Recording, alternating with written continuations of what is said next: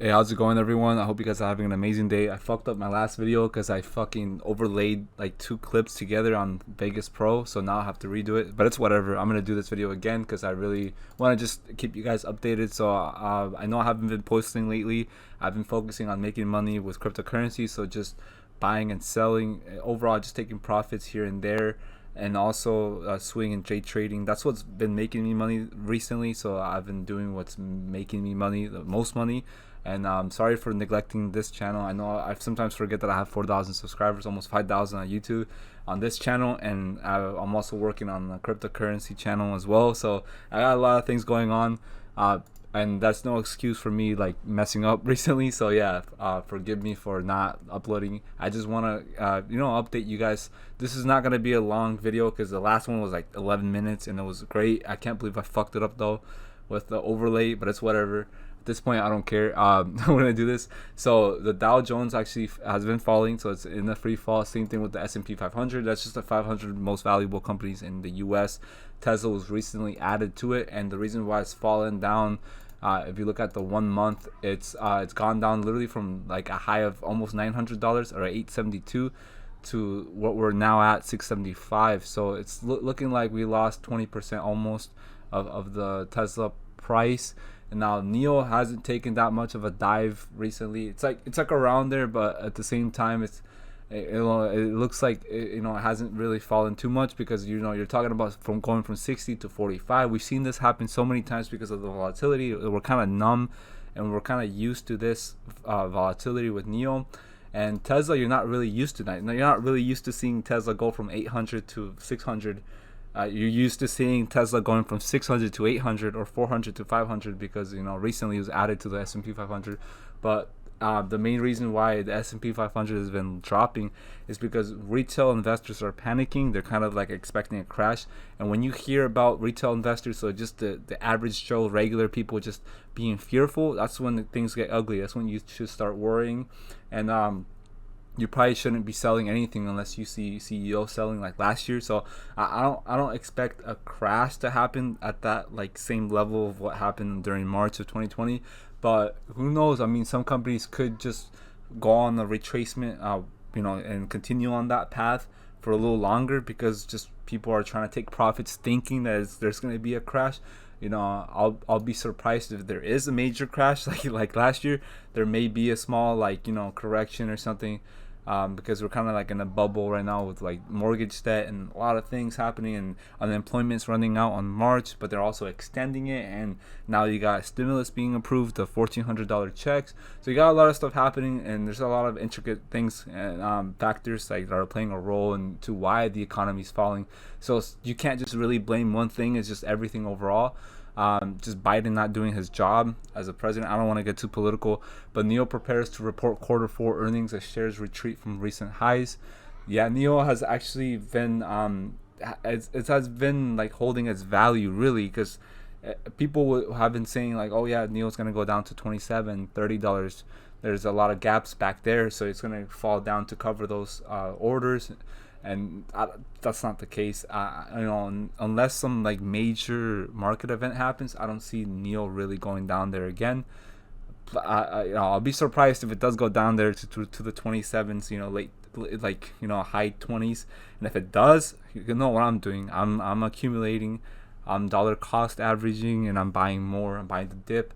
That's what I would do to accumulate more of the stock, because it's like if you're a long-term investor, if you're what Warren Buffett kind of explains as like the value investor in the books that he's read, that he's taken a lot of knowledge from, like the intelligent investor. You're looking at companies that hold value, that hold the potential to be valuable in the future. So because they're going to be leaders in the market and all this and stuff, like Tesla, NIO, those are the stocks you should be holding, because 10 years from now in 2030, 2031, you will see more electric cars and gas powered vehicles. So for sure this is going to be huge. This is just it's not just going to be one company monopolizing the whole market like Tesla. It's going to be a bunch of companies being successful at once. So like you see like Tesla and Samsung can coexist and be successful. Same thing with Amazon, and also like eBay as well as Walmart, like the online retailer, like it's most of its profits are coming from online sales. All these companies can coexist together, and Alibaba and all that. And the same thing will happen with Tesla and NIO. You guys probably think it's just gonna be Tesla. Like you have to only be in Tesla. It's like people who think you should only be in Bitcoin because it's the pioneer. It's the only company that it's the only I mean, it's the only cryptocurrency that started everything when it comes to like the digital asset space. But in reality, Bitcoin is slow. There's the use case. There's no use case. It's useless. Basically, it's just a store of value. So I would invest in utility coins. When it comes to cryptocurrencies, I would buy coins like Cardano, Ethereum, stuff like that. It has more value because they're being utilized. Like with Ethereum network, it's like you can have ERC20 tokens. You can develop them and work on them and transfer them. But when it comes to like Bitcoin, it's just for payments.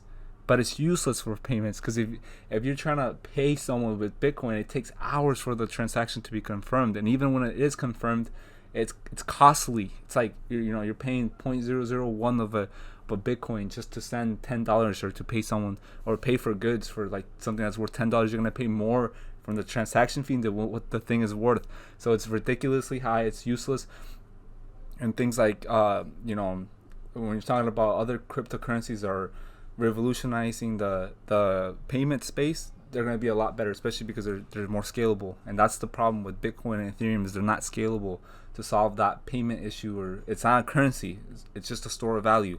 And a lot of these other currencies are cryptocurrencies, are currencies because they actually have utility and they have a team behind them that actually care about the using the coin to help the internet and the world, forming this internet 3.0, kind of like what Polkadot's been trying to do.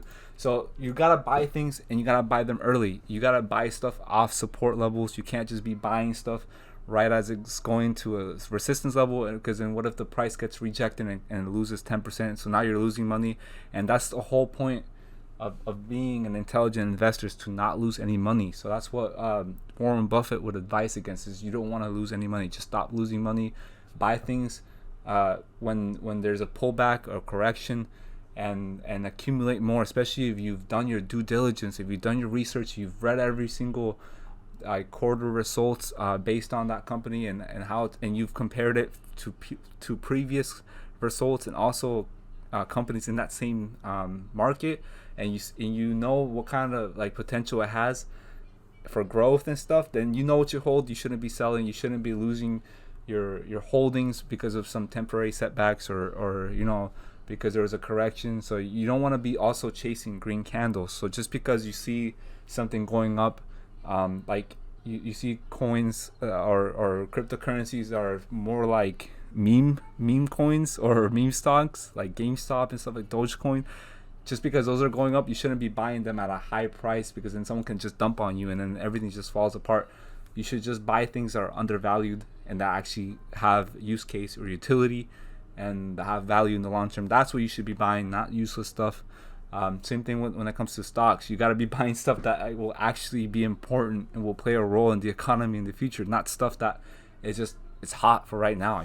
Like stop buying stuff like weak stocks and stuff like that. I mean, you probably should, but there's a lot of people that lost a lot of money trying to buy Aurora stock like at a high, and then now it's like recovering and stuff, and like people are trying to chase these green candles and other weed stocks, and it's BS. Just buy stuff that has value, like real value, like Tesla, Apple, NIO, for example, or just a few companies out of many. Like literally, you could buy and hold, and you'll get rich. You'll get rich slowly. Maybe not like quickly. You won't get rich overnight. That's the problem with some people, is they want to get rich overnight. But that's how people lose their monies, because they're trying to day trade and swing trade when they shouldn't. When that's a long-term asset that you should be holding. You shouldn't be trading an appreciating asset for a green candle, because what if you sell at what you think is a high and you sell, right? And now you're trying to chase some gains, or you're trying to look for other green candles and you buy into those, but you're buying at a high when you didn't do the research. You were just trying to get rich quickly, and now you lose 10%. You sell because you're panicking, and now you're trying to go buy back into that other stock that you sold. And now you're buying back less of it because you're trying to chase these green candles. So don't do that. Avoid that. That's how people lose money. That's all I wanted to say, guys. I expect this event to be massive. I was gonna talk more about NIO, but I'm so pissed off because like I overlaid the 2 clips on Vegas, so it fucked up the audio and stuff like that in the video on my previous video. So I gotta re-upload this. So sorry for rambling, but I just want to give it an analogy based on like my experience with trading cryptocurrencies, and also how I can use that experience to talk about how you should be. Not that I'm giving financial advice. This is not financial advice. I'm not a financial advisor. There's a disclaimer in this description for a reason that advises against me recommending stuff. I'm just giving advice to people because I've seen so many comments on Twitter and stuff. People just panic selling like, oh, it's gonna go down to 40 or 30. Yeah, it may happen, but if you're a long-term investor, you shouldn't be worried about temporary setbacks. Like, you should not be worried about like it losing 10%. Literally, there's no reason why you should be crying over that. Don't be an emotional trader. If you know what you hold, you're not going to be caring about it dropping 30%, because overall, like in a year or two from now, it's going to be up 10x or 5x, whatever. So yeah, hope y'all got some value from this video. I'll see y'all later. Peace out.